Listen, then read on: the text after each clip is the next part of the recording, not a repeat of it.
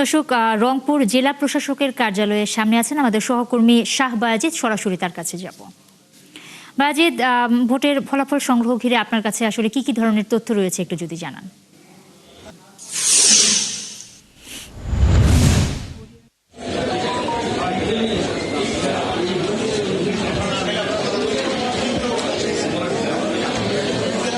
ভোটের উৎসব শেষ হয়েছে, ভোট গণনাও হয়েছে এবং ভোটের যে ফলাফল, বেসরকারি ফলাফল, সেটিও কিন্তু হয়েছে।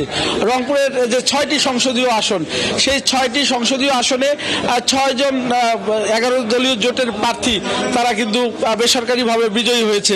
হয়তো আর কিছুক্ষণের মধ্যে এখানে জেলা রিটার্নিং কর্মকর্তা তিনি কিন্তু এই ফলাফল ঘোষণা করবেন।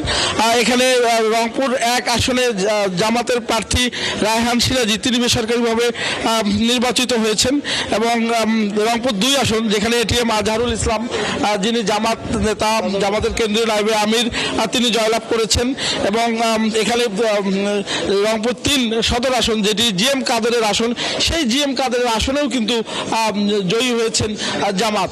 অর্থাৎ এই যে জাতীয় পার্টির যে আতুর ঘর সেখানেই দখলে নিয়েছে জামাত।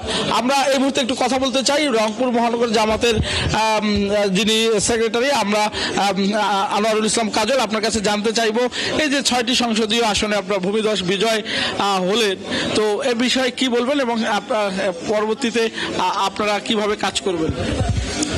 জি, আলহামদুলিল্লাহ, আমরা আপনাদের মাধ্যমে রংপুরবাসীকে অনেক অনেক শুভেচ্ছা মোবারকবাদ জানাই যে তারা অনেক ষড়যন্ত্র চক্রান্তের মধ্যে আমাদেরকে বিশাল ভোটের ব্যবধানে আমাদের রংপুর 3 আসনে তো আমার নিকটতম প্রতিনিধির দ্বিগুণের চেয়ে ভোট বেশি আমরা পেয়েছি।